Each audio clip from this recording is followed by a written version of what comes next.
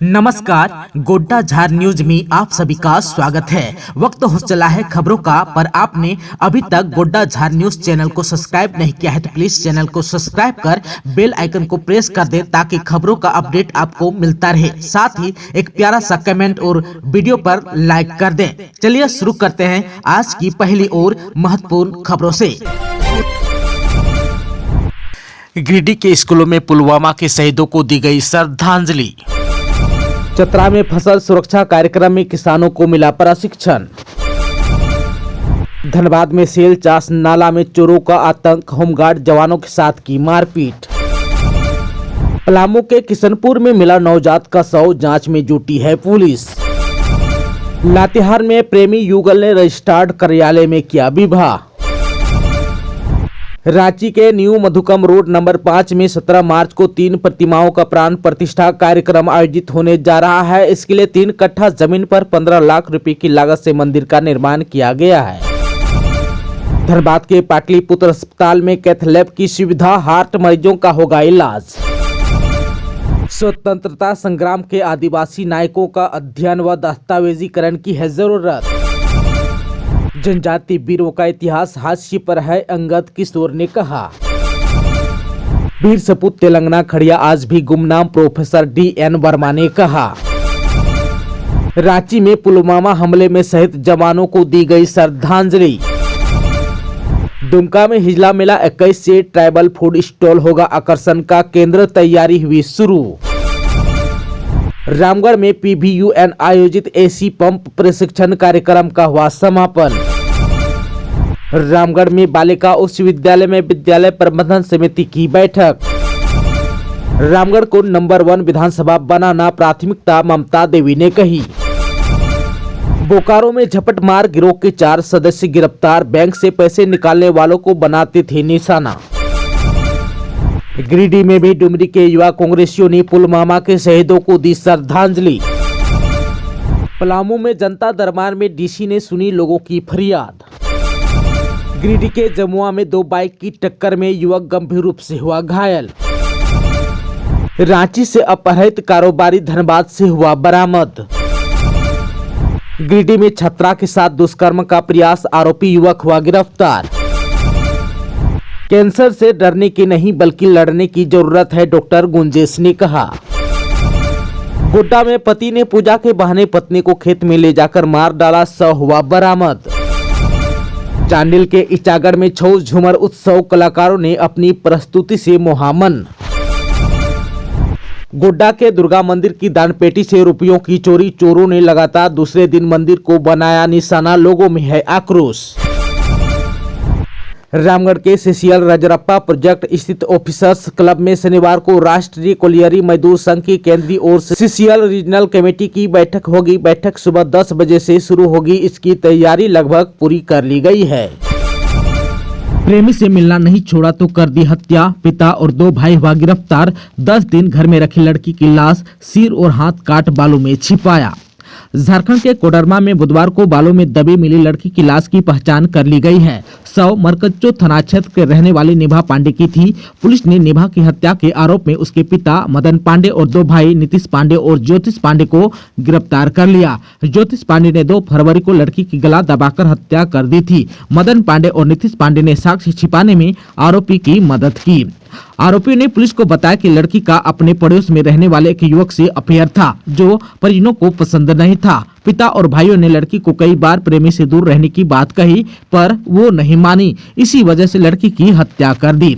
10 दिनों तक शव को घर में एक गड्ढे में रखा। जब दुर्गंध आने लगी तो सिर और हाथ काट शव को बोरी में भरकर नदी के किनारे बालों में छिपा दिया। वहीं मदन पांडे की एक बेटी निभा और 2 बेटे नीतीश पांडे और ज्योतिष पांडे हैं। निभा 12वीं की छात्रा थी और इस बार वो इंटर की बोर्ड परीक्षा देती।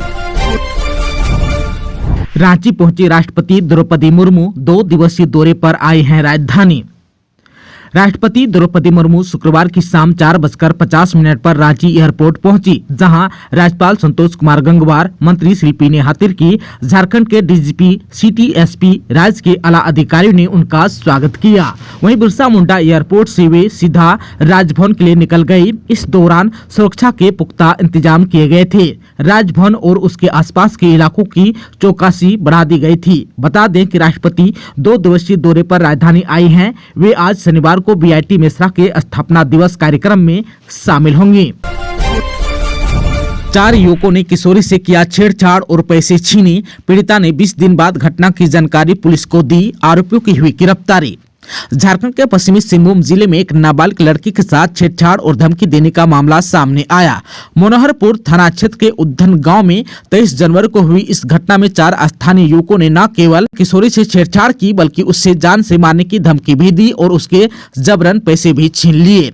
पीड़िता ने डर के कारण करीब 20 दिन तक यह बात किसी को नहीं बताई। गुरुवार को उसने हिम्मत जुटाकर थाना में शिकायत दर्ज कराई। पुलिस ने त्वरित कार्रवाई करते हुए चारों आरोपियों को गिरफ्तार कर लिया है। आरोपियों की पहचान राज महतो, अमला महतो, सूरज महतो और सुखवंत महतो के रूप में हुई है। सभी आरोपी उद्धन गांव के ही रहने वाले हैं। पुलिस ने इस गंभीर मामले को देखते हुए सभी आरोपियों के खिलाफ पोक्सो एक्ट के तहत मामला दर्ज किया है और उन्हें न्यायिक हिरासत में जेल भेज दिया है। पाकुड़ में मिला 5 करोड़ साल पुराना जीवाश्म। मटिया पहाड़ पर गोंडवाना काल का दिखा पेड़ का जीवाश्म। वैज्ञानिकों ने कहा अंतर्राष्ट्रीय धरोहर। झारखंड के पाकुड़ सदर प्रखंड के सोनार जोड़ी स्थित मटिया पहाड़ पर एक अनमोल जीवाश्म की खोज हुई। यह पेड़ का जीवाश्म लगभग 5 करोड़ वर्ष पुराना माना जा रहा है, जो कार्बोनिक फेरस और पर्मियन काल का है। भू विज्ञान विभाग के प्रचार और वैज्ञानिक डॉक्टर रंजीत कुमार सिंह के अनुसार यह जीवाश्म गोंडवाना लैंड काल का है, जब ऑस्ट्रेलिया, यूरोप और एशिया एक सुपर महाद्वीप के रूप में जुड़े हुए थे। उस समय का वातावरण नम और गर्म था। ज्वालामुखी विस्फोट के कारण महाद्वीप अलग हुए और लावा ने पेड़ पौधे और जीवों को ढक दिया, जो आज जीवाश्म के रूप में मिल रहे हैं। राजमहल पहाड़ियों की श्रृंखला, जो लगभग 2600 वर्ग किलोमीटर में फैली है, विश्व स्तर पर महत्वपूर्ण है। यहाँ ऊपरी गोंडवाना काल के जीव जंतुओं और वनस्पतियों के अवशेष मिलते रहे हैं। इसी महत्व को देखते हुए भारत सरकार ने राजमहल के जीवाश्म आधारित पेड़ पौधों का डाक टिकट भी जारी किया है। वन प्रमंडल पदाधिकारी सौरभ चंद्रा और वन क्षेत्र पदाधिकारी रामचंद्र पासवान ने स्थल का निरीक्षण किया है। डीएफओ ने जीवाश्म की पुष्टि करते हुए इसके संरक्षण पर विशेष जोर दिया। वैज्ञानिकों का मानना है कि यह एक अनमोल अंतर्राष्ट्रीय धरोहर है, जिसके संरक्षण के लिए तत्काल कदम उठाने की आवश्यकता है। महाशिवरात्रि पर देवघर में पहली बार होगा अनोखा आयोजन। 12 ज्योतिर्लिंग, ड्रोन, लेजर शो और बैंड बाजा के साथ निकलेगी भव्य शिव बारात।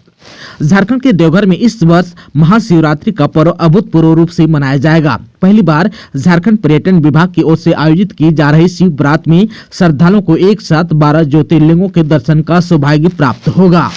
पर्यटन विभाग ने शिव बारात के लिए टेंडर निकाला है, जो 20 फरवरी को फाइनल कर दिया जाएगा। 26 फरवरी को बारात KKN स्टेडियम से निकलकर बाबा बैद्यनाथ धाम मंदिर तक जाएगी। माना जा रहा है कि यहाँ शिव बारात देखने के लिए 3 से 4 लाख श्रद्धालुओं की भीड़ जुट सकती है। इस भव्य आयोजन में कलयुग की थीम पर आधारित विशेष झांकियां होंगी, जिनमें कलकासुर और कलिक अवतार प्रमुख है। आधुनिक समय की चुनौतियों को दर्शाते हुए मोबाइल के दुष्प्रभाव पर आधारित झांकी भी इस बारात का हिस्सा होगी। वहीं बारात में 50 घोड़े, 15 ऊंट और 250 झंडों के साथ विभिन्न सांस्कृतिक दल शामिल होंगे। कार्यक्रम की विशेषता ड्रोन शो और लेजर शो होगी, जिसके साथ बारात मार्ग 30 से 40 मंचों पर छौ नृत्य और लोक नृत्य जैसे सांस्कृतिक कार्यक्रम प्रस्तुत किए जाएंगे। इसमें 15 से 20 भांगड़ा दल और विभिन्न बैंड पार्टियां भी अपनी प्रस्तुति देंगी। वहीं सुरक्षा व्यवस्था के लिए पुलिस अधिकारियों की टीम के अलावा 1500 स्वयंसेवक तैनात किए जाएंगे। कार्यक्रम में राज्यपाल, मुख्यमंत्री सहित कई मंत्रियों और विधायकों के शामिल होने की भी संभावना है। झारखंड में फिर बदलेगा मौसम का मिजाज, गिरेगा न्यूनतम पारा। बारिश को लेकर भी आया बड़ा अपडेट। झारखंड में फिर एक बार मौसम का मिजाज बदलने की पूरी संभावना है। दरअसल मौसम विभाग की माने तो लगातार न्यूनतम तापमान में हो रही बढ़ोतरी में ब्रेक लग जाएगा। ऐसा इसलिए क्योंकि उत्तर भारत में हो रही बर्फबारी और ठंडी हवा चलने की वजह से इसका आंशिक असर राज्य में भी पड़ेगा। इस कारण अगले 24 घंटे में तापमान में 2 से 3 डिग्री की गिरावट हो सकती है।